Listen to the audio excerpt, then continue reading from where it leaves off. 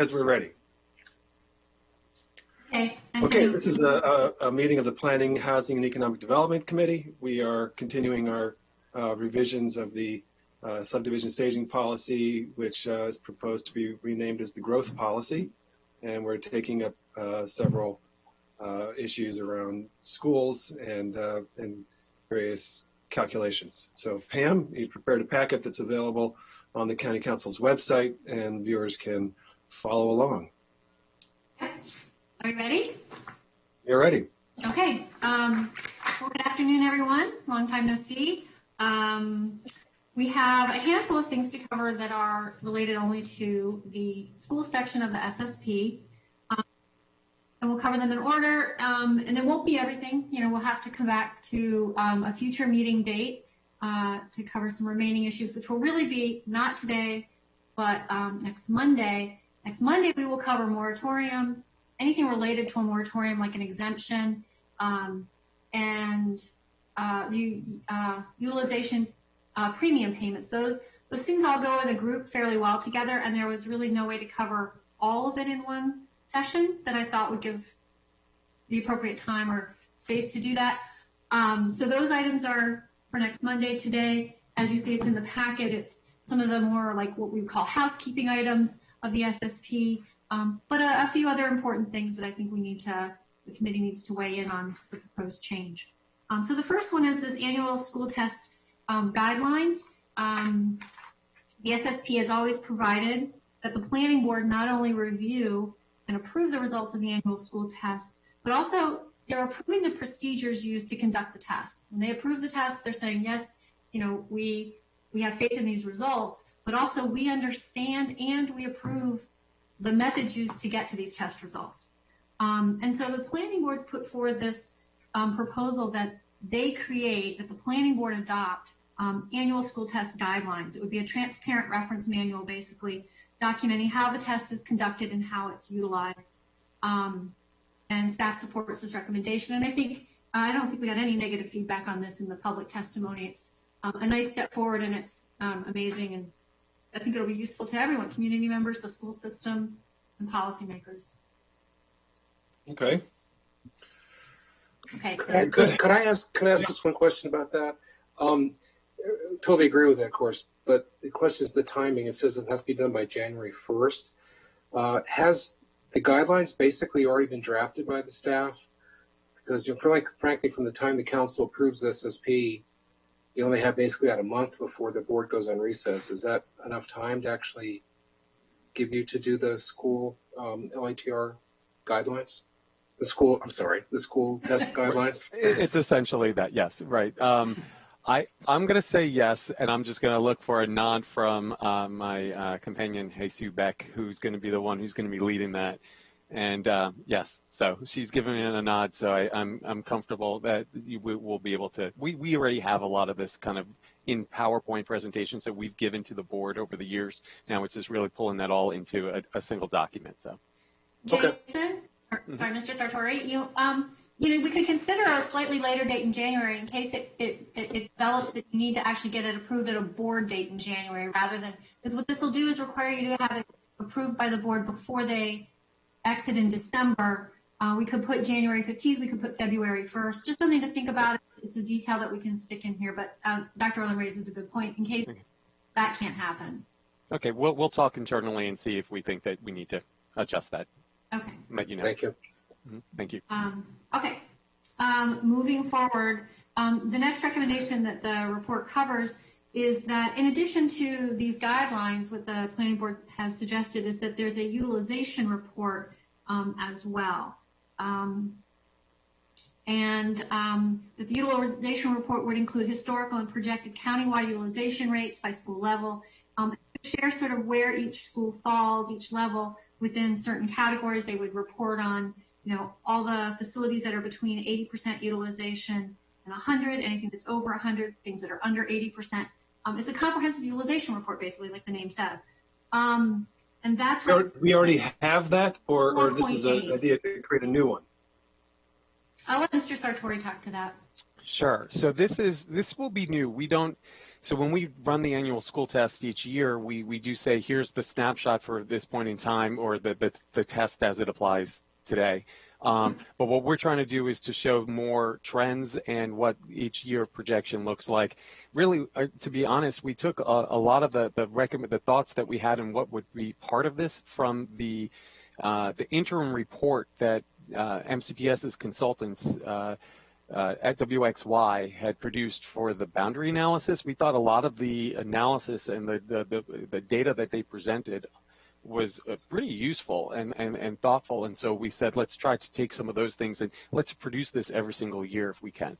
And in large part, this is taking stuff that already exists but might exist in numerous different sources, or we're presenting it in a different way, a more visual way for people but as a one-stop shop. Okay, so it's an informational resource for the community and for policymaking. Okay. Right. The next piece of this is recommendation 4.8. That was actually recommendation 4.7. 4.8 is one that expands on the utilization report, and the recommendations that include information on the condition of the school as well as the utilization information. And I know that MCPS already provides a lot of this information in their facility planning. I don't think it's to redo that information. It's really to put it in a different resource for people working in the planning department that are reviewing applications. It's really to supplement that. And it kind of goes in hand with one of the impact tax recommendations, which is that a developer could receive credit on their impact tax for providing non-capacity adding, but condition improving projects at a school if it's agreed to by NCPS. My recommendation or suggestion for this recommendation would be to kind of wait on it to see where the GO committee comes to with their vote on whether non-capacity adding items can be creditable. Because if the GO committee says we're not really, we're not moving in that direction, we really think we have enough capacity issues and we think only capacity adding issues should get credit for an impact tax, well, then we wouldn't need to include this piece in a utilization report. It would become sort of superfluous because MCPS does have the information.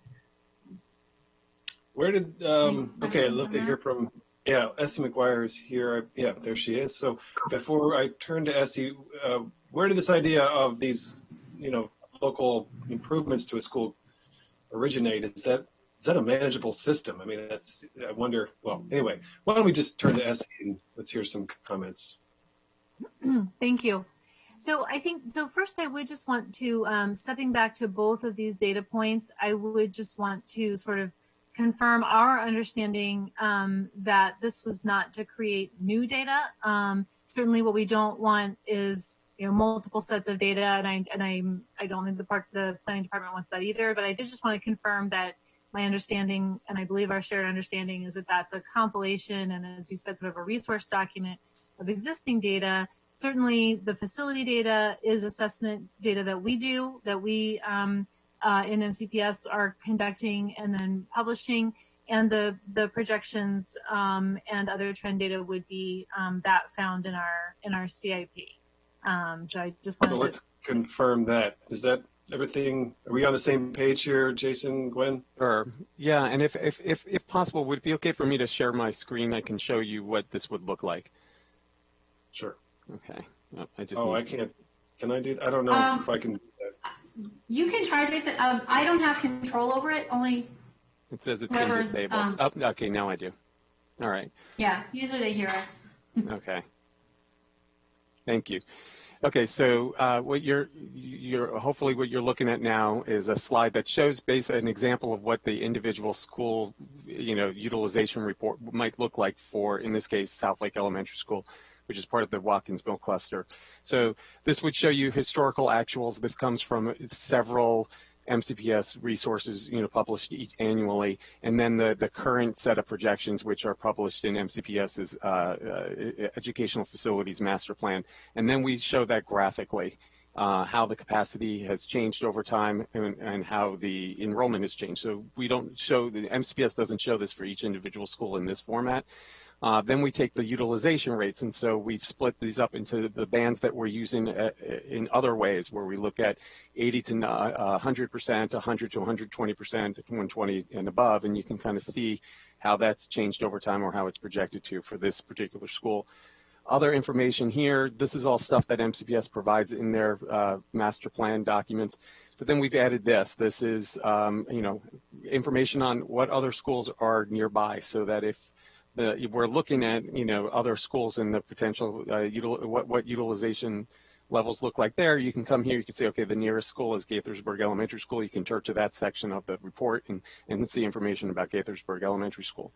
The stuff that Ms. Dunn is referring to with regard to the non-capacity, potential for non-capacity improvements, this is where we've taken, this is not currently, and Ms. McGuire can correct me if I'm wrong here, but I don't think that this is published in the Educational Facilities Master Plan, but it is published on MCPS's website, and this is the key facility indicator data that MCPS has gone through a pretty vigorous effort to assess the physical facility structural needs of each individual school, and they plan to update this on an occasional basis. And so this is really, we're just taking it and putting it into this so that's part of this whole report. So from here you can see utilization, you could see other information about the facilities, what other nearby schools are, and then what the conditions are, the summary that MCPS includes in their key facility indicator.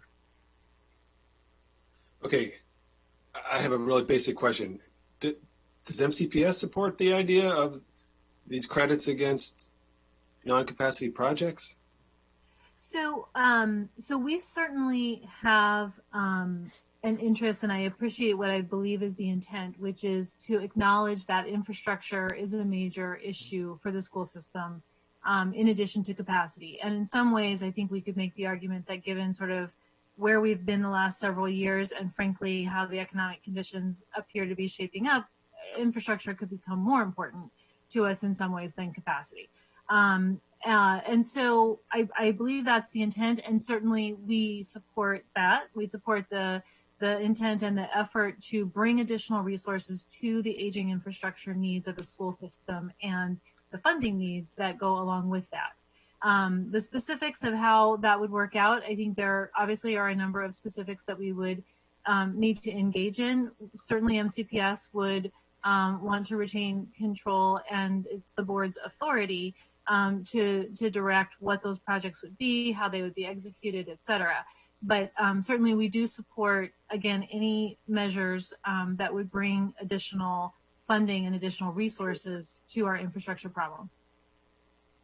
I'm just a little concerned here. I have a question. I mean, does this not open the door, darn it, to kind of like those communities? All right, Glenn, do you want to interrupt me? Go ahead. That's fine. No, I'm sorry. Finish your point, please. No, I didn't mean that in a rude way. You want to stop me from saying something I don't need to say? No. Go ahead. Go ahead. Doesn't this open the door to schools negotiating for localized improvements that the POE doesn't really prioritize? But then, I mean, what? Can make a couple points. Go ahead. Who's that? I was going to say we would certainly want to guard against that. I mean, the board does have policy around facility improvements that are not funded with tax revenues, and there are a number of things that we could address that through policy. The idea is to offset what are otherwise core improvements. I mean, as everyone knows, our HVAC backlog does nothing but grow. Our roof replacement backlog. I mean, we were looking at core infrastructure improvements and the ability to accomplish those, not sort of auxiliary add-ons. Can't say that. So that was the intent, I believe. And again, in terms of specifics, I think we want to safeguard against what you're talking about. I think it's our position that there are more than enough core infrastructure needs in the system to be addressed. Glenn? We were going to bring this up, of course, as part of the GO committee because it's related to the tax, but we're talking about it now. Our recommendation, council staff, would be not to do this. Two reasons. First of all, actually, it doesn't provide any more resources for the school system, because if it's a credit against the impact tax, that means, yes, maybe they're getting the roof replaced, but the cost, the dollar for dollar cost of that roof replacement is a dollar for dollar reduction in the school impact tax collection that can be used for schools. So it doesn't make any difference in terms of what MCPS gets in terms of revenue. But more importantly, it actually violates the whole idea of what an impact tax is. Impact taxes are all about what is the impact of, again, this is one of those other issues that I mentioned this morning. A lot of these issues that have come up in this growth policy go against what an impact tax by law is, which is that it is supposed to measure the impact of that development on the needs for that school system. HVAC systems, roof replacements have to happen just over time anyway, regardless how many students are there. There's no relationship between how many students are being added by a development and how much work has to be done there. The only thing that is creditable is additional capacity. So whether it's a new school or an addition or the portion of a modernization which actually adds. And this is really standard throughout the country in terms of what an impact tax is. Okay, Glenn, So, let me so we'll be opposed to that. We are not deciding this here today, though. I understand that. I just want to clarify that. So we are having a discussion, but it's not a matter for Correct. the This is a GO committee issue. So we don't need to belabor it. I do have some concerns about this. It seems like it could lead to some equity issues. Andrew, yeah. Yeah, I have some concerns too. I think there's two aspects of this, and I think part of the discussion should be about regulatory review, and there's significant implications to the planning process, which. Uh-oh. I'm definitely taking a picture of that. He's really thinking carefully about what he's going to say. All right. That's unfortunate. I know Andrew will be back here momentarily. All right. Well, this is not an issue before us today. So Can I just say one thing? I'm sorry. There he is. Yeah. So I don't know where I cut off, but Like there's this. two aspects of this. I'll show you. I'll send you the picture. Is it bad? It wasn't good, but it wasn't, it's all good. Did I reamer the set here?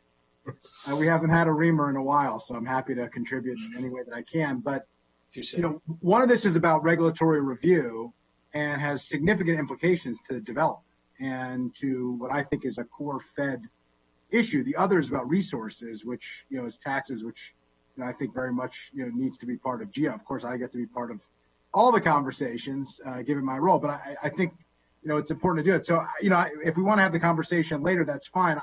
I think talking about what is an appropriate impact tax and what the resources are, I think that should wait until GEO is part of the discussion. But I do think that there are implications here, specifically about regulatory review and how this works. This shifts us more towards a proffer system, which we've moved away from, and that I think has implications of what it means more broadly. And so if we were going to discuss this further, I'd be interested in hearing from planning about the implications on regulatory review and what this would mean. If we want to just push it all off to another time, I'm fine with that too. Why don't we wait for GEO to consider whether non-capacity improvements will be allowed as credits?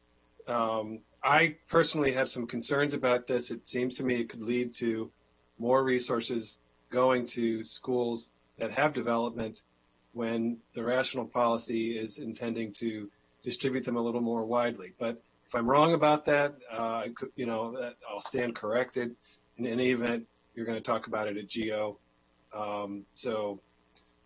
We'll take it up after that. All right, I'm happy. I think you're raising a good point. I have similar questions to yours. I think we need to hear from Right. planning. I think there's related issues to the entire system of the way that we do development here, because this, determining what is and what isn't a community benefit and what the value is vis-a-vis impact taxes is, different from how we usually handle things. And if I'm understanding your point, it's that what would be the implications of the regulatory process if something like this is inserted into it, or it has to be addressed during that process? How does that impact the development process? Yeah, because it's quite different from anything else really that we do. This is subjective Right. payment, and somebody would have to decide if So how would it be? isn't How would of that value. work? Capacity is different. It's a math question. This is a more seemingly a subjective question of what is the value to the public, what is the public benefit, and what is the cost, and how much is it worth, which is a different question. All right, so we'll move on from this. Can I just make a brief comment, Mr. Chairman? I just want to second that I think what I heard you saying, Mr. Reamer, is that I also see that this raises some significant equity concerns, and we need to proceed very cautiously and understand. I'm glad we're not making a decision today, but and that's going to happen in GO. But I just wanted to. I agree with those concerns. Great. Yeah, I think it's an important issue too. I just want to echo. I think we all are concerned about that. So. Okay, so council staff supports requiring the utilization report accompanies the test. However, we'll come back to this question about impact taxes after GO has taken it up. Okay. Moving on, the next issue that we're going to cover this afternoon is the annual school test evaluation. The SSP requires that the planning board evaluate school adequacy through the school test, as we've been discussing, no later than July 1st of every year. The planning board has requested that we move from having just having an individual school test and a cluster test, basically what's called a two-tiered test, to moving to just the individual school test. And this is recommendation 4.4. And I think that what happened in 2016, we adopted an individual school test. There was a lot of talk about that for a few years before it happened. I think that it was a positive move, and that I think it's helpful to the community to see that not only the school system's already looking at every single school, but they see that through the annual school test, planning efforts, evaluation of applications, that process is also considering what are the potential implications for any individual school. It was a step. And so the cluster test that had been in place forever remained. But I think now that after 4 years being comfortable with that individual school test, there's not really a relevance to retaining the cluster level test, that we have the school level test. And that's what the planning board is recommending in 4.4. So council staff supports that move. Okay, let's hear from planning. Any comments here? I think we support council staff's support of ours. Makes it easy. Yeah. All right, good. Well, sorry, I'm scrolling through the packet at the same time as I'm. Did anybody raise their hand or anything? No. No. Okay, great. Let's keep going. All right, and it looks like we're now at the bottom of page 3 of the packet, and it's the time horizon for the annual school test projections. So this is recommendation 4.5. It's kind of two parts. 4.5 not only recommends that the evaluation move from a 5-year time frame to a 3-year time frame, it provides in the draft the standards for what is adequate. Now, that's kind of two different things. And so today, as I mentioned earlier, we're not going to take up the adequacy standards. That involves moratorium, utilization payments, a variety of things. We're going to put that off to have one comprehensive discussion. But the time frame part of it we can talk about today, and I think it helps to keep moving through some of these more administrative part of the SSP. So currently today, when the annual school test is done, it's looking out 5 years into the future. It does projected, and it looks at projected enrollment data that's been provided comprehensively from MCPS, and it looks at projected capacity, which includes existing capacity and anything that's been funded in the CIP, the 6-year CIP. We call it 5 years because by the time the CIP gets to the annual school test, it's a year old, and so therefore it's really looking sort of 5 years out. The recommendation is to move to a 3-year time frame. And the board packet draft mentions, a couple concerns. And one is sort of a concern that in the out years of the CIP, there's a tendency for projects to get delayed or even to come out of the CIP. And they mentioned that there have been, the draft states, there were 61 projects completed in the last 10 years. 6 were delayed 1 year and 3 were delayed 2 years. That still means that more than 50 were delivered on time in 10 years. And while things can happen in the outer years of the CIP, the reality is that being in the CIP and being funded through the CIP has always been the measure of the county's commitment to its fiscal responsibility to capital infrastructure. So, you know, yes, obviously 3 years, a little more sooner in time than 5 is always going to result in a slightly more accurate forecast when that's what you're talking about. It's just whether it warrants moving forward in time. And I would think that council staff's recommendation is to stick with 5. And the reason being that when we look at what this applies to, and this is really about what are we doing when we think development is in our communities? And we've always used the 5-year. I guess Dr. Orling can mention, I think transportation is 6 years, but it's it was the belief that on average, the development of residential structures takes about 5 years. Now that's not the minimum. There are going to be projects that are smaller that are going to hit the school system sooner. Yeah, 3 would probably be the minimum for some of those. But on average, it's probably 5. So to see whether this was still accurate or not, because this has been in place for a while, it was 4, then it went to 5 over time back in the early 2000s, or yeah. So I got in touch with planning staff. I got a list of all of the planning board approvals since 2010, and then verified through DPS the final building permit date for each one of those approvals, and not just the approval of the overall project, but for every structure in it. There's a separate building permit typically, unless it's multifamily, but in those even sometimes there are multiple buildings and each building has a building permit. So it was over 2,000 entries, and it was looking at approval date versus final building permit date, which was a proxy for when somebody could technically be close to entering the school system. Because sometimes after final building permit, people move in pretty quickly. And the average that I calculated was that it was 4 years and 7 months. So I think council staff would be inclined to just stick with 5. It's what we've been using. I don't see a problem. Even the superintendent who wrote a letter in supported staying with the 5-year window, that it more closely matched the MCPS CIP. But the committee can discuss and could choose it. Okay. All right. So I wanted Gwen to talk about it, but Andrew, did you want to just go first, or did you want to wait for Gwen? I can wait for Gwen. Go ahead. That's right. And this is really going to be mainly Jason who's going to talk about this.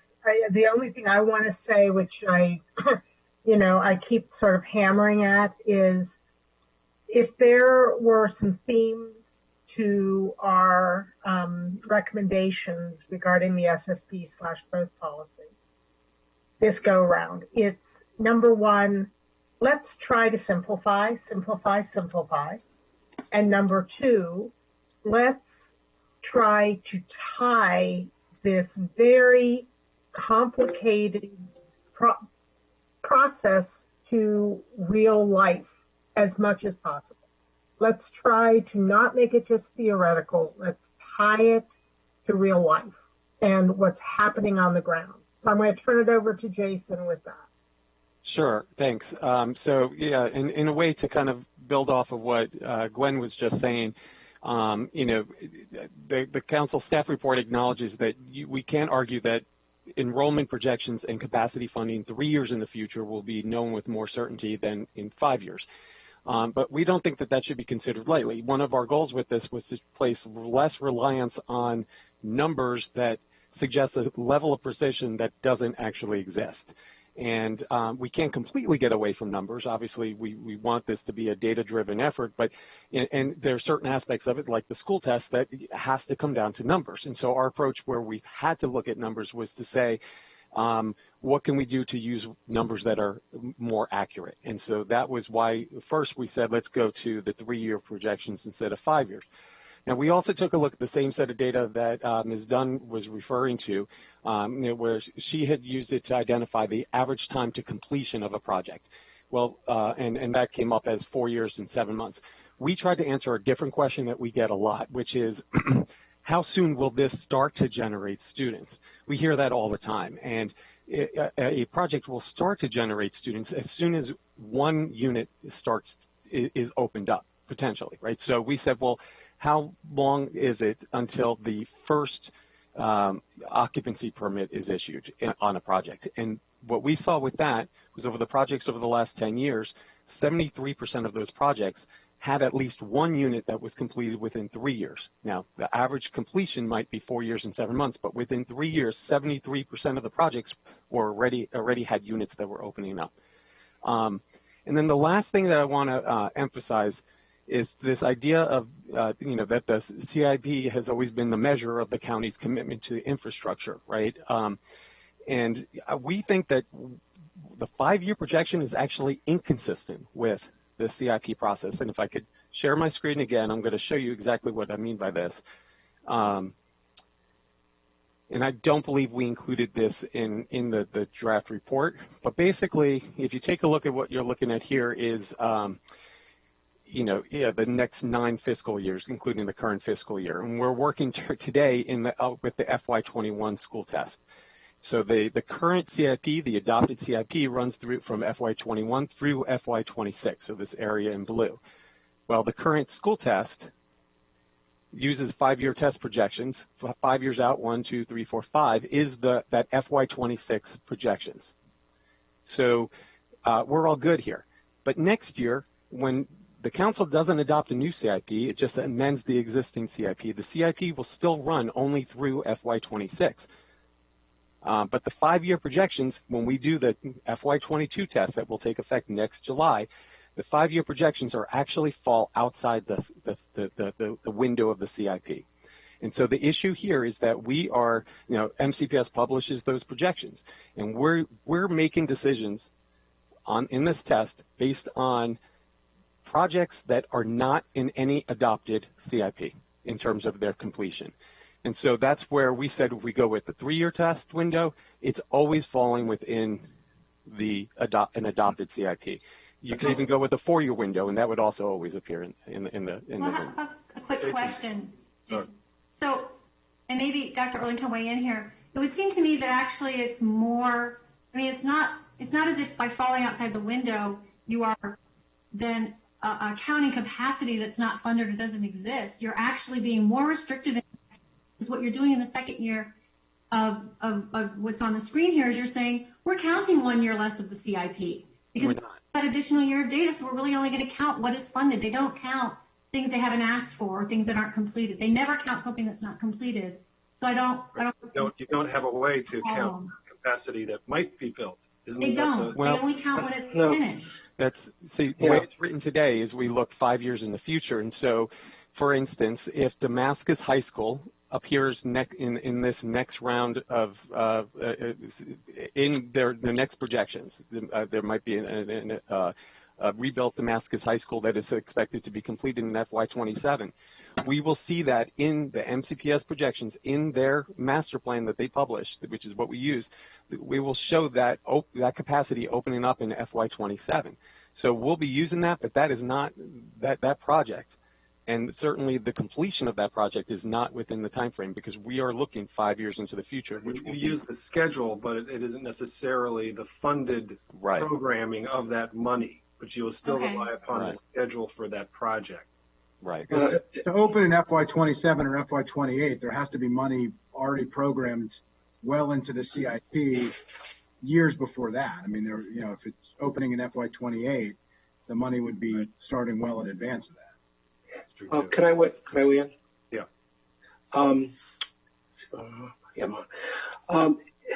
First of all, in terms of the enrollment forecast, the school system does that every year, and so each year they go out 1 more year. So it's not a problem with the enrollment forecast. We always have what the 5-year forecast is for enrollment. Right. In terms of capacity, in the CIP that you just approved, it goes through, as Jason mentioned, it goes through FY26. The projects have to be funded by September of 2025, which is the beginning of 2026. So what's always been the rule is that it's really not exactly 5 years, it's 5 years and 2 months. And so if it shows some money in the beginning of the 6th year, if it's not a large amount of money, that is assumed to be part of the 5-year test. Okay. When we are in an off year, then we have most of the money for the construction finished by the end of the 5th year. in the off year. And if the beyond 6 years is a very small amount of money, MCPS can, and they've always been able to validate this, is that reflects the money in July and August of that fiscal year. So frankly, we do have the information for a 5-year test, both in the on year and in the off year. Okay. And this one last point, in transportation, we use a 6-year test. You might think, well, geez, well, that always fails, doesn't it? Because in an off year, you're a full year beyond. But we use it, and we look at the beyond 6 years, and if that last year appears to be the last year of construction, and DOT or state highway, in the case of a state project, affirms that, we've used that. So it's really that aspect of it, at least, is not a problem. Okay, so first of all, council staff has crunched numbers, and they're seeing that 4 years is the average time to completion. We've heard that there's some issue. 4.5, really. 4 years, 7 months. 4 years, 7 months. Okay, I thought it was, anyway. There's some issue with the CIP window. Glenn's saying it's not necessarily as much of a big deal as it might appear, but at the same time, 4 years also does sort of align more tightly with that. So, it seems to me that you've teed up a pretty reasonable compromise here of 4 years as the test. So I'm happy to put that compromise on the table here, right in between the 3 and the 5, and we can have discussion on that point. Yeah, I agree with that. I think it's a reasonable compromise. It's back to, we're back to where we started. There used to be a 4-year test. I understand where council staff is coming. I understand where planning started the discussion. I think the compelling point is 4 years keeps it within the CIP, which I think is a rational place to be, and I think it addresses the issue. I think the data here is helpful as well. So I'd be happy to support 4 years. I think it's a reasonable, rational compromise, and I think it makes sense in this context. And I just want to point out, too, without moratorium, the dynamics of this issue are far different. So this is a very important issue, but it's not as much of an existential issue as it has been in previous iterations of the SSP or growth policy, assuming we move forward and eliminate moratorium in all or nearly all of the counties. So I just wanted to point that out because I think that's a really important point. This has revenue implications. This has, cost implications to development, but it has less of an impact as it otherwise might have had in terms of, the circumstances that we've been in recently, where large swaths of the county that are ripe for economic activity are not able to be utilized because of issues with the funding for individual school projects. Okay, going to do, Meredith wants to make a comment. I just have, I'm sorry, can I just add one real quick point? You're right, whoever said it earlier, every item links to every other item. If you are going to decide eventually that you don't want to have moratoria, then it really, this point I'm going to make isn't important. But if you were to decide that you want to continue the situation with moratoria, having the 5-year test allows the time for the school system to prepare a project and the council to approve it so that it's done within 5 years for not all projects, for many projects, so the area doesn't go into moratorium. With 4 years, that's not likely at all. So, or certainly not with 3 years. 3 or 4 years is sort of borderline. For example, an elementary school addition or even a new full elementary school, if you show design funding for it in the first year of a CIP, it'll be finished within 5 years.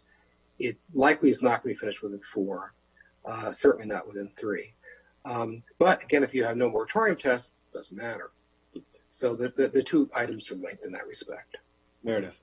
Thank you. Well, actually, I would say that if you don't have moratorium, then how fast you complete your school projects becomes even more important, because you could be dealing with very heavy overcrowding and you've got no remedy for it other than to build. So the county executive supports the 3-year test because of the reasons that have already been discussed, mainly for the certainty of it. You notice that a lot of the jurisdictions like Gaithersburg supported it because the uncertainty that there's been and the switching of the projects and the changing of, who's going to get which project has really been a burden on the county. And so a 3-year test could be worth a try.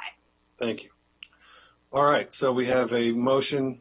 Any further comments? All right, all those in favor, show of hands.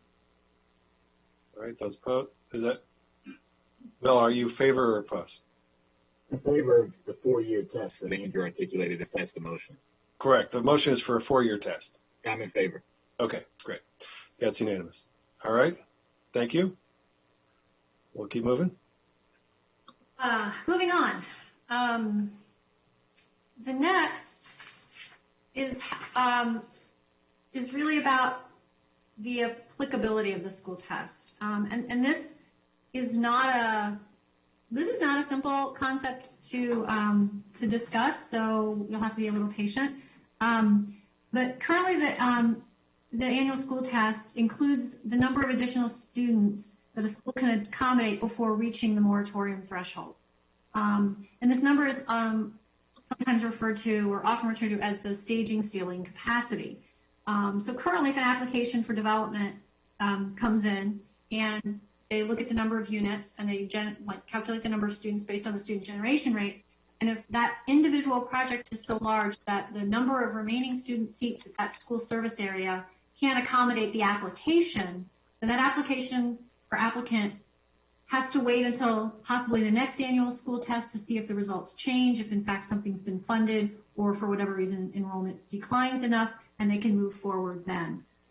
What the planning board draft is recommending is that rather than doing that evaluation of every application, and I can get into in a minute why, but instead of doing that evaluation, you conduct the annual school test and you look at the utilization rates of every school service area, and you make a determination if this cluster is open or the cluster is not. And it could be open requiring some type of payment if in the next meeting utilization payments are approved, or it could be closed based on moratorium if there's a moratorium that's effective anywhere in the county. So it's a snapshot in time. It basically says we conduct the annual school test and the board must approve it by July 1st, and we're telling you what the status of the school service areas are across the county at that point in time. And for the next fiscal year, development applications can come forward based on whether something's open or they have to make a payment. And if it's closed, they can't come forward. There have been other people that say the current process of looking at an individual application and saying, well, there isn't really enough room for this individual application, therefore it really should wait, should go further. And it should not only look at the seats that are needed for each application, but as each application is approved, the available seats in that school service area should be reduced, which is very restrictive. And the biggest concern I'd have with that, and I think the planning board would have with that, is the development community would always have a moving target as they're trying to prepare applications of knowing whether or not they could go before the board. And it's not as simple as, well, they just don't know whether they can put in an application. There's a lot of money and time spent before an applicant actually reaches the door at the planning department.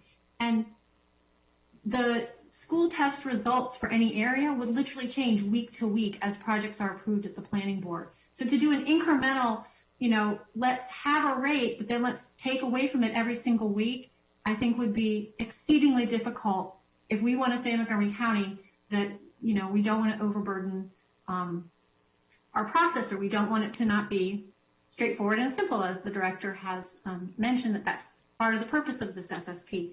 This is not giving anything away to a developer. It's simply saying having known requirements when you're thinking about trying to develop somewhere is very important. And so being the most restrictive and taking away capacity as projects are approved completely works against that.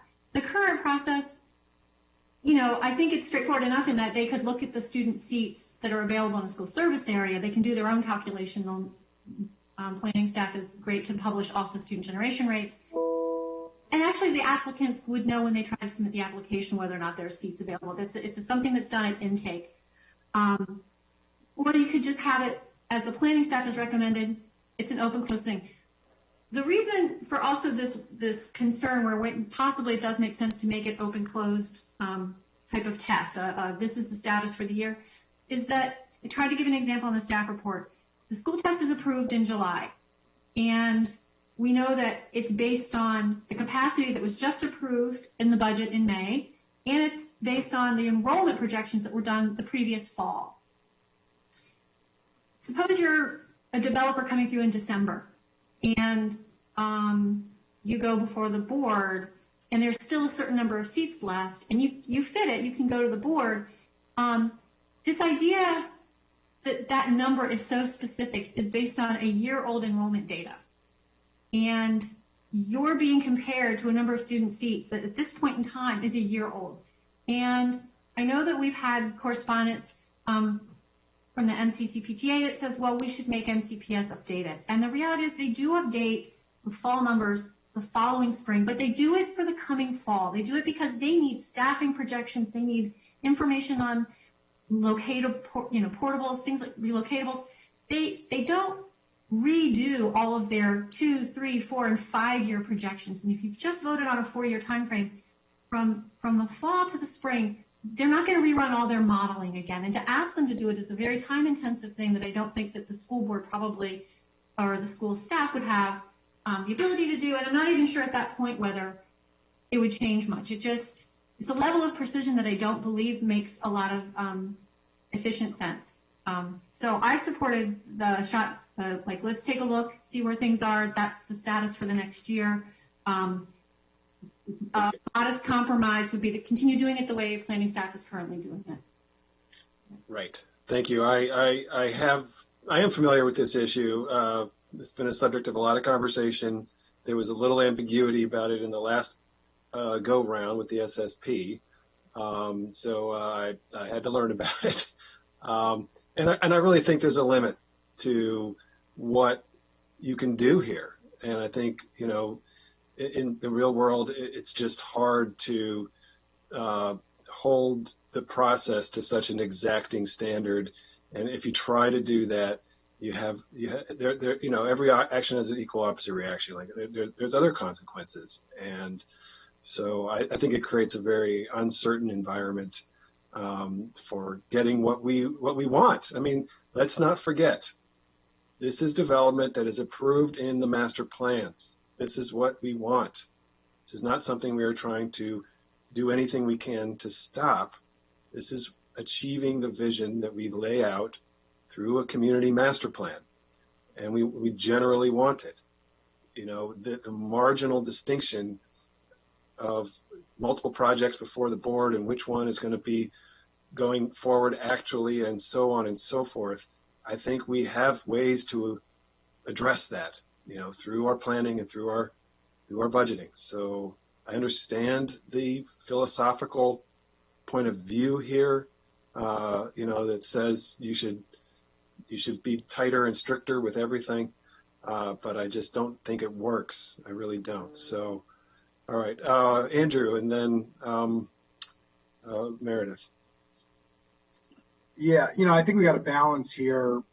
We certainly need predictability, and we also need accuracy, and figuring out how to strike the appropriate balance, I think, makes a lot of sense. I mean, I'd be interested in figuring out, if there are other options here besides the status quo or what's been proposed. If we had maybe biennial tests where there's one test on July 1st and one test on January 1st, and what the implications are of that. I mean, it seems to me that the school system kind of works in semester basis, and so that wouldn't be out of the ordinary in terms of how things, I would think, work, but I'd be interested to hear from the school system and from planning what the implications are of that. And then there would be certainty and stability here. What I don't think we can do is have a project by project recalculation and have that disrupt the entire process. I mean, I think that is just not a reasonable outcome for anything that resembles a process that any of us would like to see in terms of clarity and certainty. But I understand the concern that, council staff has raised, Ms. Dunn has raised about you could be basically 1 year out from data, and that may not be the best and most accurate way to do it. So I'd be curious if maybe we could hear first from the school system of the practicality of that, and then from planning, if that would be okay, if we. Sounds good. Potential option. Is that okay, Mr. Chair? And Yes, that sounds good. And I know Mary Beck has a question about taxes that I'd like to get to her before we get, after we wrap this. And I'm sorry, Mr. Friesen, just to clarify that your question is the practicality of redoing the enrollment projections mid-year? Well, this is proposing that we have an annual test, and I'm asking if, what the practicality of having two tests in a year. This is a red light, green light in July, and the question is, can you have a red light, green light in July, and then another one in December that everybody knows, or January, I should say, January 1st, that everyone knows when it's coming and what it looks like. And I think the reason for my question is just that the only difference then would be if we did redo the projections. That would be the only way to have a different test, unless I'm not understanding it correctly. I'm sorry. When I say that redoing the projection is part of the question. Okay, the thank you. Projections would happen twice a year. I'm sorry. I just wanted to confirm. Yeah, sorry. That's okay. That's fine. So, so certainly, and as the packet notes, the superintendent did not specifically weigh in on this issue, but we do agree that generally that trying to reach that level of precision where we can say this many units can go forward and not this many units is not practical, and we agree with that generally as a recommendation as well, even though again we didn't speak to it specifically.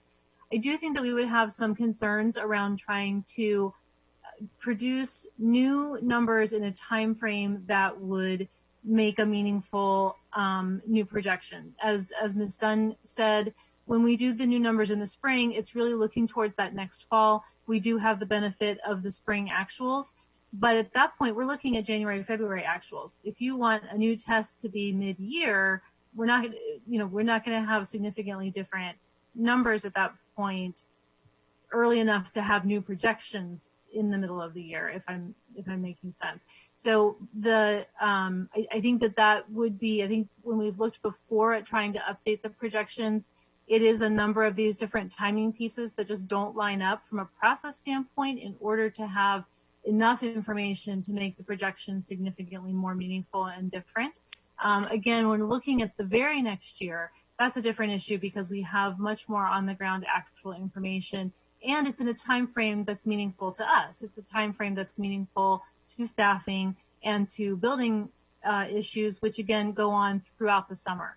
When we're looking at trying to pick another point in time for another 6-year projection, we have not been able to, in any of these discussions that we've had, frankly, over the last couple of years with planning just in different contexts, we haven't really been able to identify another point in time that would make sense both from an information and a process standpoint. So I apologize, it's a little bit of a long explanation, but I do just want to share that again, we have looked at whether there is efficacy there and haven't found it. And I think that we would certainly be concerned at trying to pick a point in time that made sense from a fiscal year standpoint, because I don't think it would make sense from a process standpoint at that juncture.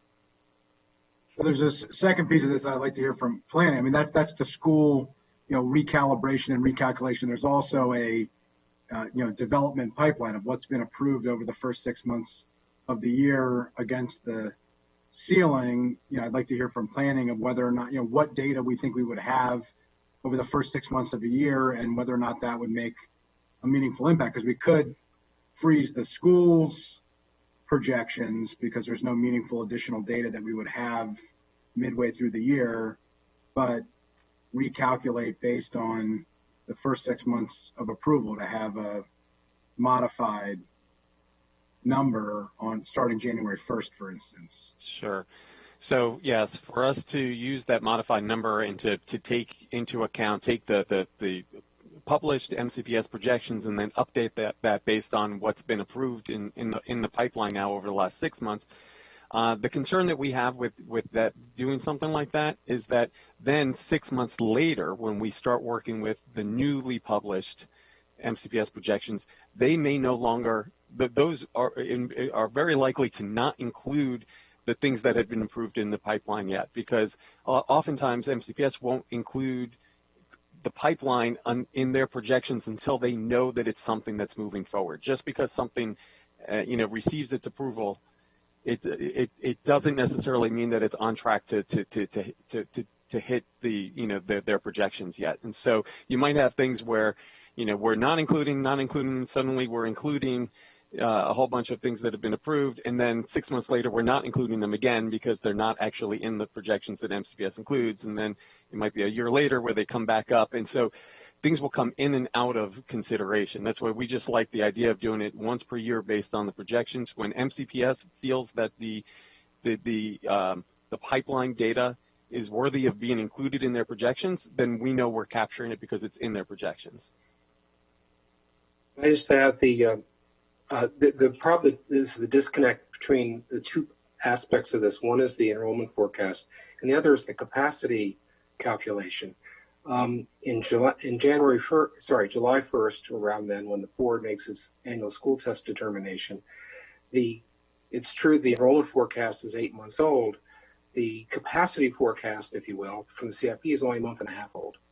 If you go to January 1st, it's just the opposite. You have a very recent forecast. It was done by November 1st, so it's only 2 months old, but the capacity forecast is now 8 months old. So there's still a disconnect there. So I'm not sure if one helps, one is better than the other. But that's what I don't really, I don't know, Mr. Sartori, maybe I'm not really quite following what you're saying here, but I would think that the issue that you raise is always an issue. There always is a question of what's included in the pipeline and what's included in the projections, and there has to be some reconciliation in one form or fashion or another. Right. And I agree that there's an additional calculation that would have to take place, but it would seem that would be better than the status quo and not quite to the level of approving every project, changing in every project, which seems clearly impractical as we've heard, but I could be wrong, and I don't have to do this every day. You do, so that's right. Fine. Yeah,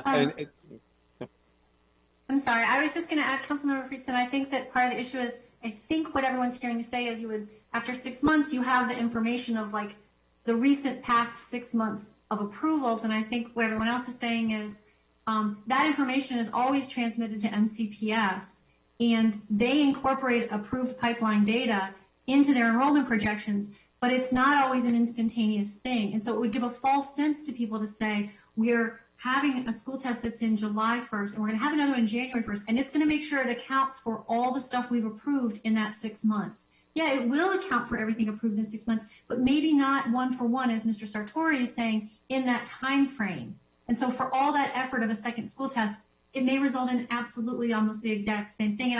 And I don't know that it's honest to say that it's really accounting for those 6 months of approval, because it may not. I don't know if that's being clear. I just think it's. I think if I can just. Information, I think you think it might do. And I'm sorry, I believe what I'm hearing him say, and I think again, this is my understanding is that it only would if we redid our numbers. And again, there's a timing issue there that I don't think fits into the cycle that I'm hearing the interest in.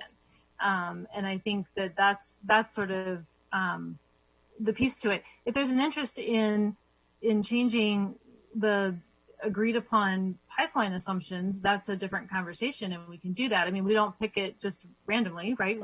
This is a level that we've all agreed should be included. So if that's the conversation, we can do that. But I think that's different conversation than whether we're redoing numbers in January. That would be sort of prospective on the other end to say, well, here are things that are likely to come up in the next 6 months. Let's look at them. Or I don't know how we would do that, but I'm just saying that's an assumption that we could all make together that would be different than adding a different process. All right, that's all I've got. I'll yield back to you, Mr. Chair.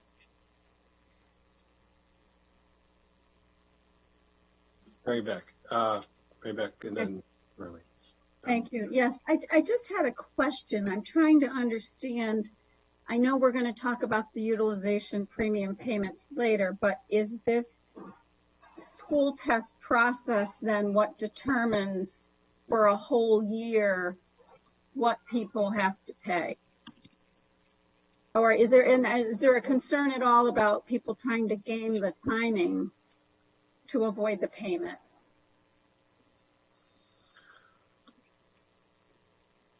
Who are you addressing your question to? I suppose Jason and Gwen. Yeah, or Pam. I don't know. Who knows? I mean, I'd have to think on how it would work. I mean, basically, if you have an annual school test that says we're looking at every school service area, and if one of them meets the criteria for the payment, this school service area has the requirement for the payment, then anyone who comes in over that fiscal year won't be evaluated against being made to do the payment. They have to make the payment. Okay, the alternative is, I guess you could say that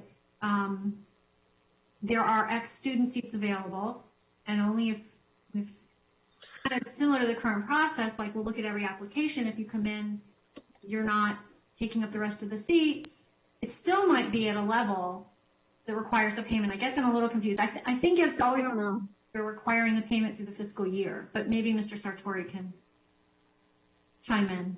So to answer the first question that Ms. Beck had, yes. So the whether or not the payment would be required would be set once per year, and how much payment, whether it was just the elementary school or elementary school and middle school that meet the requirement, that payment amount for each part of the county will be determined once per year, and would remain in effect for the full year. The how that payment gets applied, and I know we're not really addressing that right now, but is a question for you to consider. And what the planning board had recommended was that that utilization premium payment would be a condition of the preliminary plan approval, and it would be paid based on what is in effect when they come forward and with their application for a building permit. So when they come forward with a building permit, if at that time and the condition of approval was on there saying you have to pay any utilization premium payment that's applicable when you come forward for your building permit, that's what they would have to pay.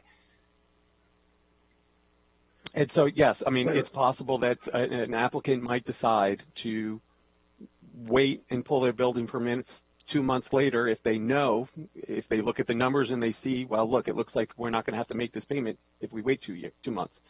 Or they might do it early. But I thought that was the point of the policy, is to get people to develop when the schools are not full. So I'm not sure why that would be a bad thing if applicants waited until they didn't have to make a payment, because the reason they wouldn't have to make a payment is there's school capacity available.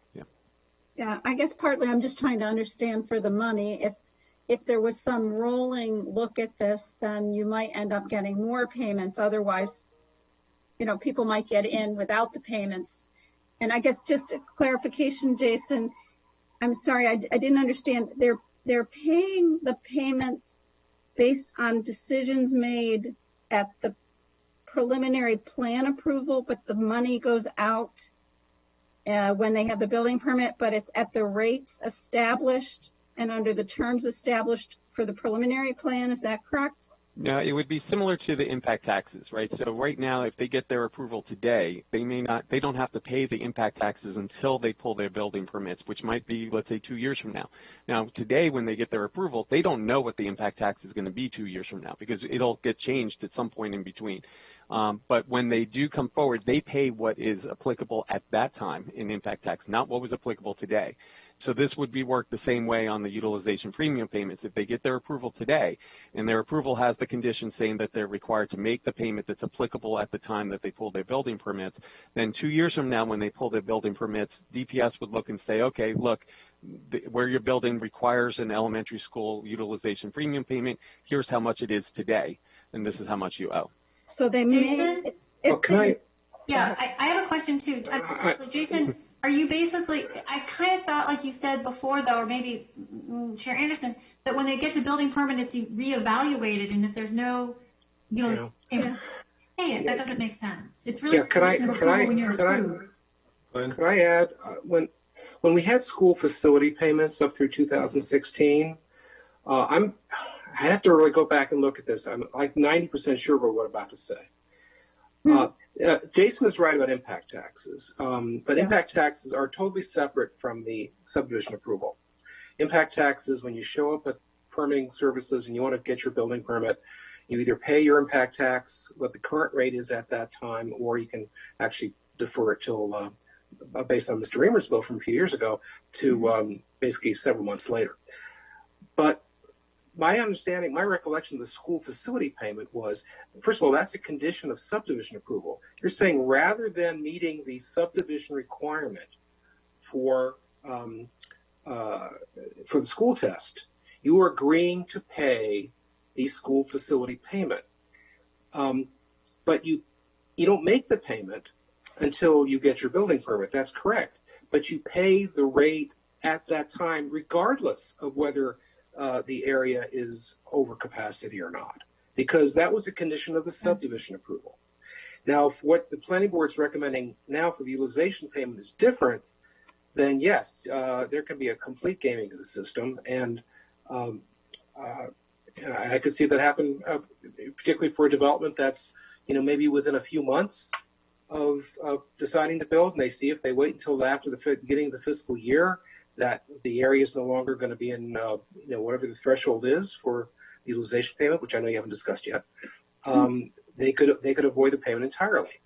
But again, the school facility payment, I'll just double check this, but I'm pretty sure it was you agreed you had to make that payment according to the rates at the time that you're making the payment, but still make that payment regardless of where it was at the time. I'm a little confused too. We should check with legal whether you can allow, basically it would be DPS to, evaluate it, collecting a fee, whether something is at this point in time adequate or not adequate versus the fact that when you got your approval, it was deemed inadequate. It seems like you're doing a re-APFO when they're paying for the building permit.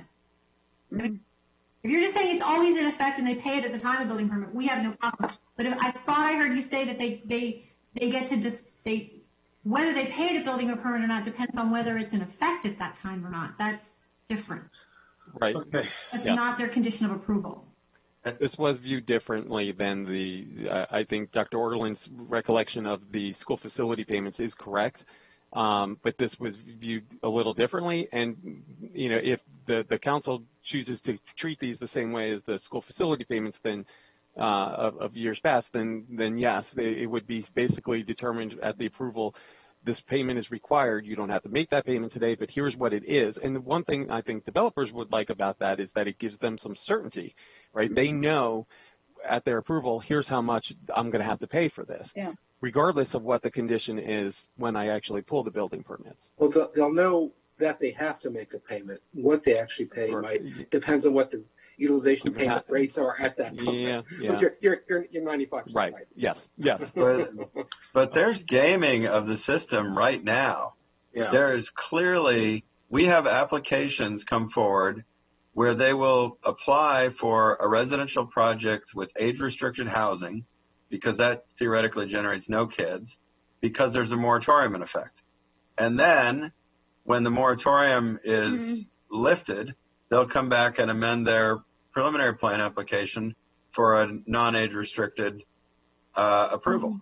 We've seen that happen the last couple of years. So the idea that this opens the door to gaming, the moratorium is what causes gaming the system, because that's a gating function, right? You can't build anything, or at least you can't build non-age restricted housing if there's a moratorium in effect.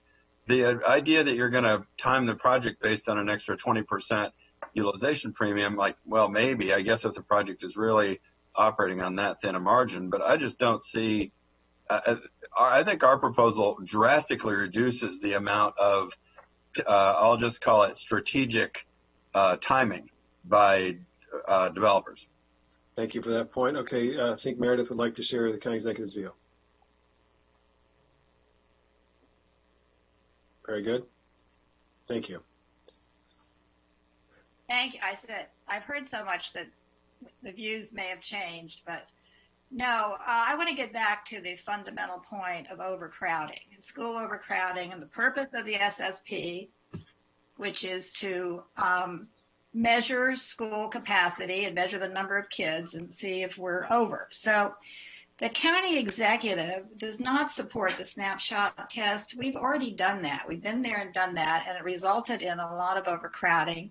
It's not a problem if the underlying schools are not that crowded, but when they are, for example, in Bethesda, that led to a lot of problems using that test. So I'm very sympathetic to what Council Member Friedson was saying about what is there in place of the cumulative test. The county executive does support the cumulative test, but it does need to be something that is workable and not so burdensome.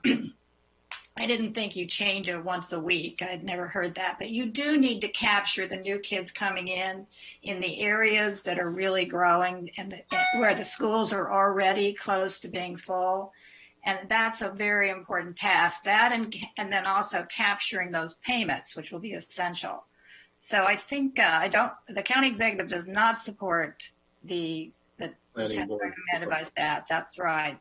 But would look to something a little finer, but it's not going to be perfect. Okay, thank you. All right, so we have the planning board's recommendation, which the council staff supports, has said that there's another approach if we want a different approach. I'm fine with the planning board's recommendation myself, but I want to just also caveat that by saying I've heard some talk about timing and other issues that it sounds like you guys will need to discuss a little further. And if there are some problems, then you'll come back to us. But, at this point, nothing conclusive. So that's my comment. Go to my colleagues. Andrew or Will, whoever wants to go first. Well, Councilmember Verwana, if you want to go, you can. I've already talked. Yeah, I mean, no big deal. I mean, we're not deciding, right? So or are we deciding? Well, we were going to make a recommendation on, the council packet supports the recommendation from the planning board. Council staff supports the recommendation from the planning board for their methodology. They also say if there is desire for something different, there's a slight variation. If council members wanted to pursue that. So I am my support for the planning board's recommendation. Well, the variation, we bounced around a lot here. So I know Councilmember Friedson was asking about. Would it be helpful to clarify again, like what it is? I wouldn't mind doing that myself. Is that kind of what you're seeking as well? Yes, please. All right. So what I would say, just to make it a little clearer. So, right, the planning board's recommendation is that you do the annual school test and it sets the status for the next fiscal year, which is what council staff supported given the complexities of trying to evaluate throughout the fiscal year, given, as Ms. McGuire has talked about, MCPS's enrollment process evaluation and other things.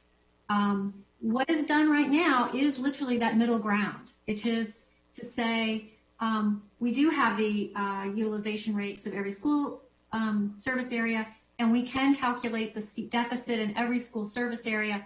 And any one application that is too big to actually meet that would not be able to move forward. Or any application,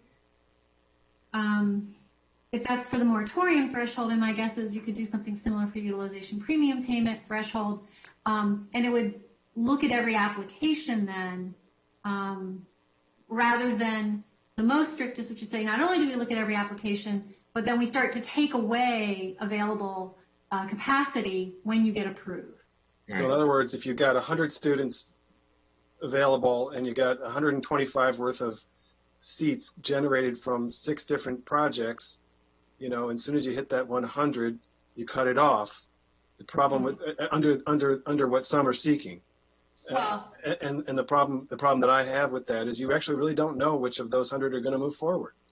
And the applicants that are trying to apply will never know if it's the 100 seats, or did somebody come in before them and they took away 20 seats, or did somebody come in 3 weeks ago?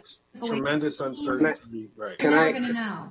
Can I just summarize, and I'll just use your example, Mr. River. The 3 options are, the 2 options on the table is if it's 100-seat surplus at the beginning of the year, it doesn't matter whether it's 100 or 50 or 150 or 2. As long as it's positive, any development in that service area can be approved. That's what the planning board's proposal is. What the planning board has been using as a test for the last several years is that, again, taking the same example, you start the year with 100 students available, capacity available. Any development that comes in that generates individually less than 100, 30 or 50 or 90 or 2 or whatever, those can all be approved. Even though cumulatively it's could be well more than 100, they can still all be approved. It's only those which are over 100 which would be said, no, you're not approved. And then what MCCPA is saying is that basically you cumulatively you take those into account, and once you get to 100, then that's it for the year. But those are the two options on the table, the first two that I mentioned. And the second is the current practice. Correct. Right. Yeah, I think current practice is where we should be. Okay. And there was one. So I would prefer what I had suggested if it was practical. Right. I still am, I think all of us perhaps would. I think I still don't quite understand why it's not practical. I mean, I understood everything that was said, and yet I still don't quite understand why we can't look at the snapshot of the cumulative impact of what has been approved over the period of 6 months and add it to, what was done on July the 1st and then recalculate on June 30th. I mean, it doesn't seem to me that these calculations take 9 to 12 months. And so that seems odd to me, but I think in the absence of being able to do what I'm suggesting, I would go with the planning board recommendation, but if there is an opportunity to look further into the possibility of something along the lines of what I've suggested, I would be interested in that. And if there's a possibility as the staff discussions related to timing happen, if that could be at least explored further, I would appreciate it. Okay. Again, I think I'll just say, there has to be some margin of error here. I think that's just a practical reality.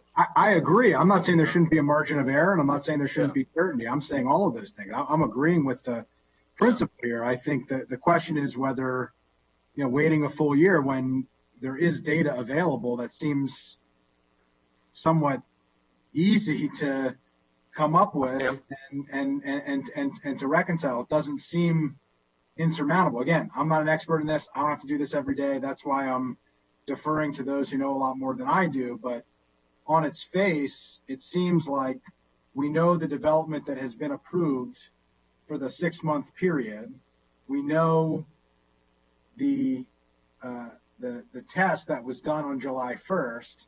You add those two numbers together that become effective on January 1st, and then you recalibrate and recalculate as you are doing right now based on the pipeline and based on the enrollment projections. But I think what's implicit in what you're saying is the emphasis on the last 6 months has a whole different nature than what is currently being done. Yes, annually information on the pipeline is given to MCPS and they incorporate in their model enrollment forecasting. But what you're saying is, okay, take 6 months and put it in immediately. And I think what I hear Ms. McGuire saying is, do they really have the capability? Are they really going to rerun everything every 6 months? And it doesn't always fit with their school year cycle, especially when they're finalizing their data in November. What you're asking for is, no, what I'm saying is I get if MCPS is only capable of doing the actual enrollment projections annually, then fine, keep that static. But if we have the development approvals over 6 months, it would seem reasonable to add development in the last 6 months is so much more likely to occur than anything else in the pipeline that it takes on a disproportionate importance. So you set up a model that gives it a discount rate. But then how do you pick that? Why are we doing this twice a year to then discount what we just said we thought was so? Because we have the availability of additional data. I mean, but it's not additional. That's been raised. If I could I'm not trying to argue with you. I'm just. Yeah. It sounds like you're trying to argue with me, but I just don't understand that when you have the availability of new data, how that new data can't possibly help you.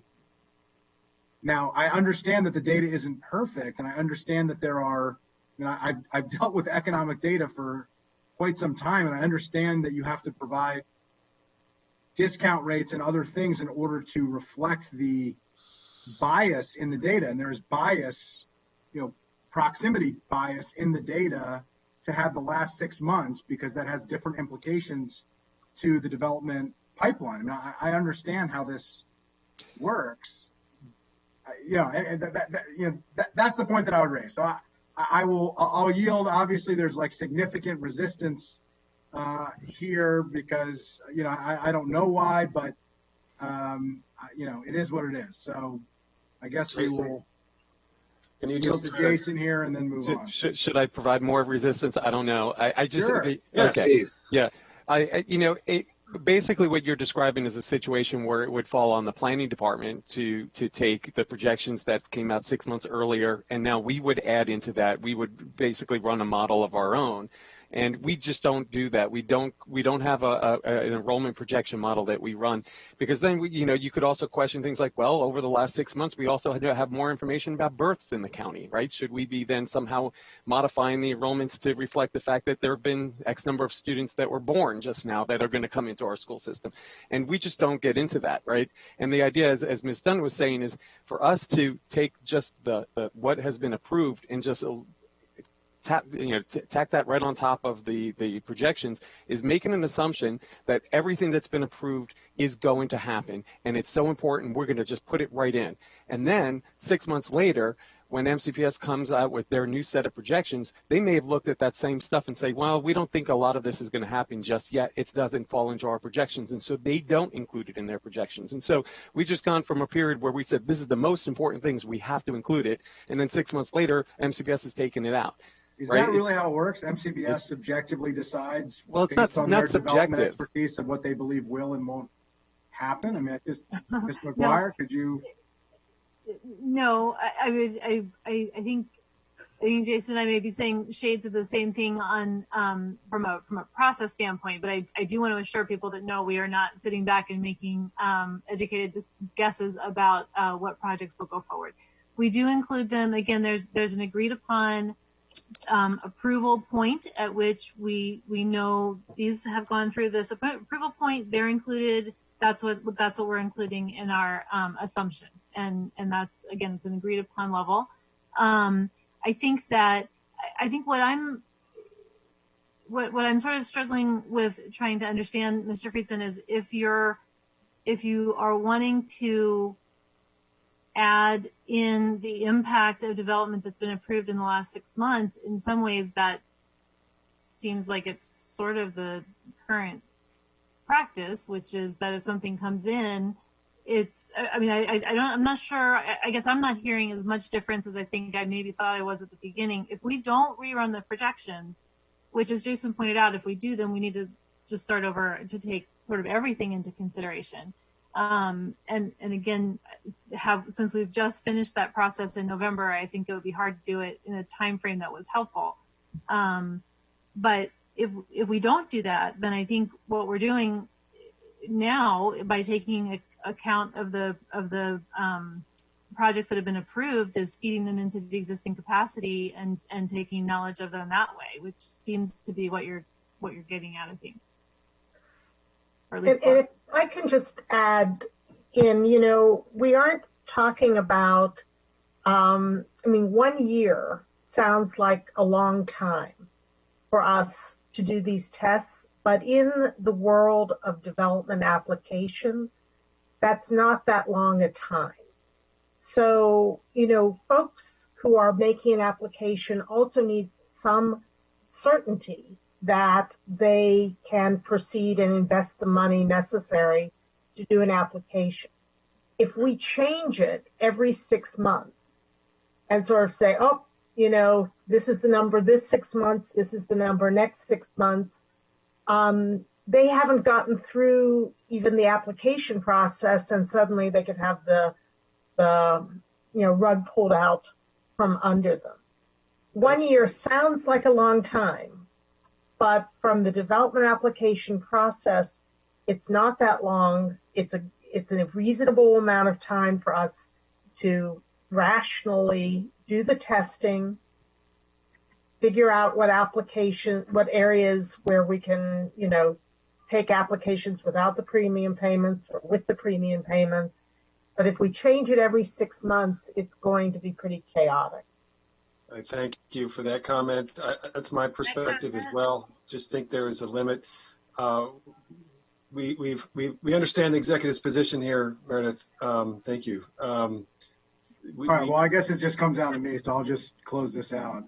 I'll reserve my interest in trying to find a way to provide certainty and predictability, but do it together and have some better understanding of what the data is. I still stand by the fact that there's a way to do this. I just obviously don't know what it is, and certainly yield to the people who know a lot more about this than I do that it seemingly can't be done. I will point out that it seems impossible until it's done, one of my favorite Nelson Mandela quotes. But I'm going to go with the planning board recommendation on this, although I'd like to at least personally explore a little bit and think through the other options. That's where I'm at. Thank you. I think you're right that it can be done. I think the question is, should it be done? And personally, I think it should not. I think it creates too much of an issue in the process, but I understand where you're coming from. Okay. I would like Meredith, to comment on Councilmember Friedson's idea of twice a year, if I could. Just to say that the county executive would be very open to that.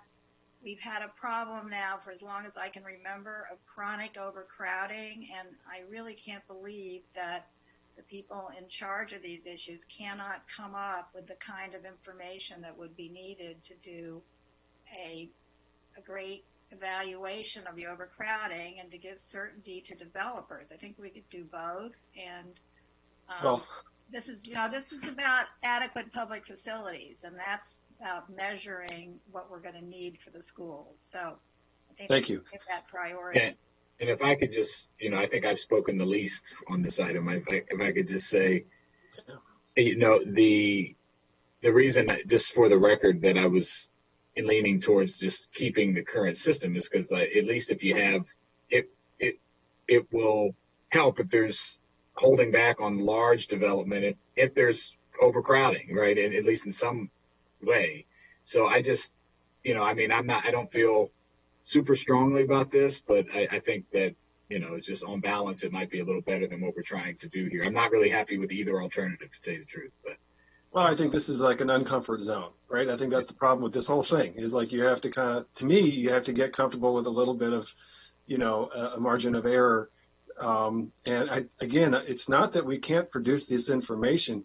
As Gwen said, if the development process took a month, then maybe this wouldn't be an issue, but it takes a really long time. And to have the possibility that, the ground would shift underneath you midstream, I think that's the issue. So I'm sympathetic to the planning board's recommendation. So I think we have at least a majority. I think, anyway, I hear what you're saying as well, Will. Are you supporting the board with similar to Andrew? You want to do some more work, or did you want to cast a vote? No, I think I was just going to stay, 2-1. Current, so it's a 2-1. Okay. Yeah. All right, and then if Andrew, you want to keep working on this and find something, and you want to come back. Yeah, well, if the county executive has any good ideas here, I'd be. Yeah, I'd love to see the Elrich Friedson amendment. Yeah. I've been waiting for that. There you go. There you go. No, but I don't have a good answer here, but I think we're hitting on a very similar question. So. Yes. So, well, we will give it some thought. I assure you. Thank you. Very good. This is why. All right, this is a great committee. All right, let's keep rolling. Okay, we're now on page 6 of the staff report. These are similar to how Dr. Orland characterized it for transportation. These are recommendations that to implement the language is not actually something that gets included in the subdivision staging policy resolution or growth policy resolution. And the first one was the recommendation to retest school adequacy for any applicant seeking an extension of their adequate public facility validity period. So currently, under Chapter 50, if an applicant wants to extend their APF validity, when they get approved, they get an amount of time. They get a minimum of 5 years, but no more than 10. And typically, that'll depend on the size of the project. And as part of their preliminary plan approval is their APF validity. And they can come back and they can ask for an extension of that validity period from the board. And that's because sometimes they might have run into environmental conditions or financing conditions or a variety of reasons why, you know, they thought their project would be done in the 5-year time frame of the minimum. They were at such a size that seemed reasonable, but now they're not there. And so they need to extend it, and they come back before the board for that extension. When they ask for that extension, they can't ask for changes in their conditions. They cannot ask for, you know, more density. And the board can't ask them of other things either. Can't ask them for more public benefits. It's really, you know, can we have X number of months or years to complete out this project? You are extending my initial original adequate public facility approval. So the recommendation from the planning board is when they come before the board for that extension request, that they get retested for their school adequacy if there's any unbuilt units, which for some of the projects could be all their units. They may have run into some complication that they haven't built any. So they are really back before the board as if it's almost a new project, which in some ways makes you ask, well, why is it an extension? If it's, you know, if they're actually going completely back in whole, that's not really granting anybody an extension. There is language currently in the subdivision regs under Chapter 50 for transportation. And what it basically says is that the board can ask the applicant to show under a traffic study that's related only to transportation that they're not making the world worse by getting this extension. And it's sort of discretionary on the board's part. The board would know where this applicant is located. They would have an idea of how large the application is. Maybe the conditions under the original approval gave them some clue as to what was happening there. Yes, it's 5 years later. Given it is 5 years later at a minimum from when the school test was done as well, I can see there is, you know, there's some rationale. Look, school conditions could have changed too. You've asked for that original evaluation, and now if it changes to 4 years, you could be back at 5 years for your APFO validity extension. Your test was good for 4. But again, what we also think, even having this recent conversation, is when that was approved, and it was approved with X units, that was given to the school system, and they put it into their enrollment modeling for what was going to happen, right? So it's not as if this applicant's needs an extension of their time, and they were never considered as development, and now we have to reevaluate what is their impact. Well, in some ways, their impact should have already been considered because they got approved. That meant that information was sent to MCPS. So the middle ground here, the ground that I think makes some sense, is to treat it very similar to what we treat transportation, is to give the board discretion. Somebody comes in for an APF extension for schools, and rather than say you are required to have a new annual school test result, would be that the board must consider whether the applicant should have a new school test result related to the unbuilt units. That way they can consider the size of the project, the location of the project, and different considerations. You know, if it was a 3-unit or, you know, a 10-unit subdivision of townhouses, perhaps, you know, does that really qualify for needing to be retested? Just a consideration. Seems sensible to me. I like this way of resolving this, so we don't have to deal with so many, you know, deal with this at the council as much. Okay. Any comments or questions here? Yes, I have a very brief comment. My question is, what would be the standards for the discretion? I mean, you know, it's one thing to give the planning board discretion, but there needs to be some standards so that it's not just based on, you know, the opinion, well, this one feels good and this one doesn't. That's a fair point. Now, Pam, just to be clear, is your recommendation the same as what the planning board has recommended, or is it a variation of that? It's different. No, It's like the opposite. No, well, it's, again, middle ground. It's saying today in the subdivision regs, there is no mention of school adequacy when you ask for your APFO extension. It doesn't mention schools. It basically mentions transportation. the planning board said that any extension should be subject to retesting their APFO for schools.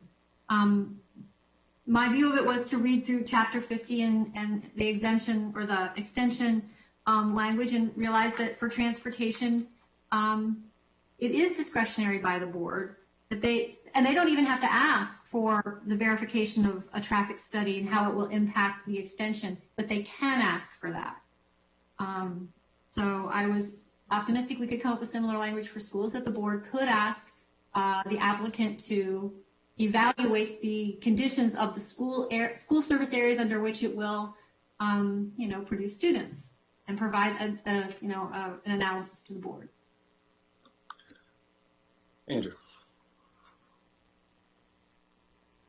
I appreciate the staff recommendation. I think that there's some rationale behind it, but I'm a little uncomfortable moving forward. It's just unclear to me how this would actually work in practice, what the implications would be. I think I'd be more comfortable going with the planning board recommendation. I think this is something to explore, and if there were, opportunities in the future to look at something that's more fully fleshed out that we could consider in a more, public and deliberative way of how these decisions would get made, under what circumstances, what the implications ultimately would be, I think that would make me a lot more comfortable. So I think, I appreciate where staff is coming from on this. I think there is a basis for it, but I'd be much more comfortable going with the planning board recommendation based on where we stand today.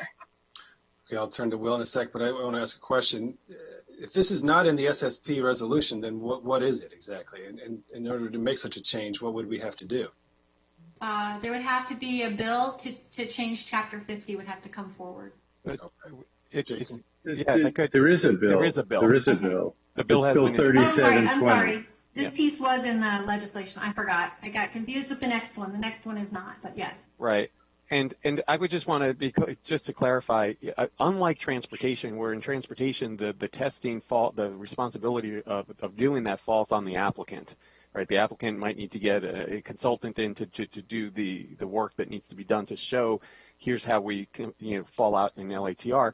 With the school test, we do this in-house here at the planning department, and what we're trying to accomplish with this is really simplifying that test, right? Like if we're going to say that the status is set July 1st of every year, it's just a matter of looking and saying, okay, well now, yes, the status is, it's open, it's fine. Or there's, a utilization premium payment is now required, right? The idea is what they're coming forward for is an extension of their adequate public facilities ordinance. Adequate public facilities approval. And if they received that approval 10 years earlier, it was based on a completely different scenario. And we're saying we shouldn't just accept what the decision was 10 years ago. We should look at it under today's test at this point. So it's not an extension. It's a redo of the test. Right. It's a redo but the test is really simply, again, just looking and seeing what is the status of the school area. I guess my question is this, though. I mean, if the reality is when things are approved, what we're telling everyone is that we are then giving the development pipeline to MCPS to incorporate into enrollment projections. In some ways, aren't you hitting somebody twice for that? You came in for 100 units in, 2010, and now you're back in 2015. And yeah, MCPS is aware of your 100 units, but at a certain point, MCPS incorporated them into their projections, which means that the school test is based on those.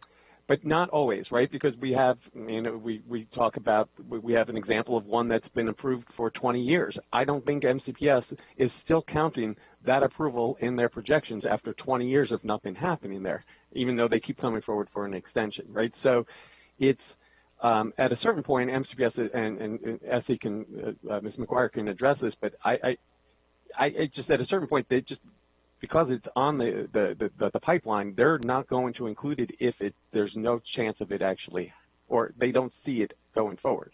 Can the planning board comment on the council staff's proposal? So, I do think that, I think what the council staff has proposed, what Ms. Dunn's proposed, makes some sense. I think that it is to some degree what we do with transportation. It it's always a concern, especially for a very small project, that if it's an absolute requirement that they have to redo their school test and it's only a 10 unit or a 20 unit project, it could change it so much that project would then just not be feasible. It could, it could create some real conflict. So I do think that, maybe we come back and have an additional discussion that if we do what the council staff has recommended, maybe there is a size threshold or something like that gives us some criteria for requiring the retest. So that, if it's a big project, they are put on notice ahead of time that we're probably going to be requiring a retest. Project goes to 11, yeah. And so maybe we could come back with a little more information on that before, a final decision is made. I mean, I think that we believe that retesting makes sense, and it is an area where we are trying to be responsive to the concern that, the overcrowding changes. What happened 10 years ago is not pertinent now, and the way all of the school capacity issues have played out over 10 years is a completely different situation, and we need to address that as we're reviewing these requests. But on the other hand, I brought up previously this whole issue of certainty, and that we don't want projects to feel like they have the rug pulled out from under them. And so I do think that, maybe the issue is really the size of the project. And because the bigger projects are the ones that could have really more of an effect on school capacity if they are truly ready to move forward. So I think that I don't want to leave anything hanging, but this might be something where we should do a little more discussion between council staff and our staff, and come back to you with could come back with some language for the legislation that is apparently in the packet or in the package. Mm-hmm. Does that sound okay, Jason? I'm speaking for Jason, and he can't kick me under the table. Okay. Time in now. Okay. I think that there should be a test. I think it is important to circumstances change, reviewing it. I think I'm happy to always happy to have people go back and come back with some potential consensus to review. But I think as is, the proposal to amend Chapter 50 to require a new test is the right general thrust. So I would be fine with the current, I guess, planning board recommendation in that regard. But if there is a potential way to balance it even more, as Ms. Wright was discussing, but I do think that we do need to be responsive and realize things have changed, and have a test, have some sort of review that happens automatically every time when they're coming back for an extension. I agree with that as well. Mr. Friedson. Yeah, I think we're all in agreement here. I guess a couple points. One, certainty, I'm totally on board with certainty, but it's a two-way street. And, having a project that's, 10 years or beyond, raises some questions. Now, I think this points to the fact that we need to make it easier to get developments actually built, and the fact that we have so many projects that are hanging in the balance for so long reflects some market condition challenges that we have, and also potentially some development review and bureaucratic hurdles that we have, and that doesn't serve anybody's purpose, because the certainty and uncertainty is unhelpful to everybody. And to all involved. I think in terms of the process that's being set up, I agree with what Ms. Wright was saying, and I think there's a difference between discretion and standards. It sounded to me like you were referring to standards. It sounds, in the council recommendation, it was more on the lines of discretion, and I get the idea that was being raised regarding discretion was to ensure that numbers aren't being double counted and you aren't getting, tested, adding students to the students you've already added in the project that was tested at a previous time. So that needs to be worked out and thought through. But I don't see real urgency here. I think there's a lot of major issues that were.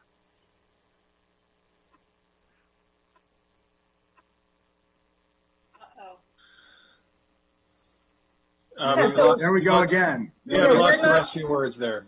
Yeah, we're not arguing against our own recommendation. We're happy to go with what we recommended. I think it's a conversation for another day, but I am interested in this idea of how long developments in the pipeline are continuing in the projections, and what are the standards that planning's expectations and MCPS's expectations and the standards are used for what is and what isn't included. I think, we ought to know that. I think the public ought to know that. I think everybody ought to be clear on how that works. I'm not sure that needs to be fleshed out right at this moment during this conversation, but I think it would be a worthwhile conversation, perhaps even after we get through the SSP, to talk through how that happens, maybe a joint committee with education and culture. I'm not quite sure. I yield to the chair on what would be appropriate, but it seems to me that these are like very important questions, and that raised some significant issues that I think would be interesting to learn about and to better understand. I think the public certainly would like to better understand that as well. Yep. Okay. So are we going with the planning board recommendation? Is that what I'm hearing? Okay. Yeah. Yeah, the executive supports the planning board recommendation too. All right. But you're going to talk and see if there is some language for the legislation that would meet the the kind of the idea put forward by council staff. And if there's something there, then you'll bring that back. All right, fine. Okay, then the last piece. We are on page 7. And the last recommendation we're covering today is the one to expand the role of the MCPS representative to the Development Review Committee. This is similar in vein, and I know that Dr. Rowland mentioned this when he talked about transportation, to the recommendation related to a Vision Zero person added to the DRC for transportation.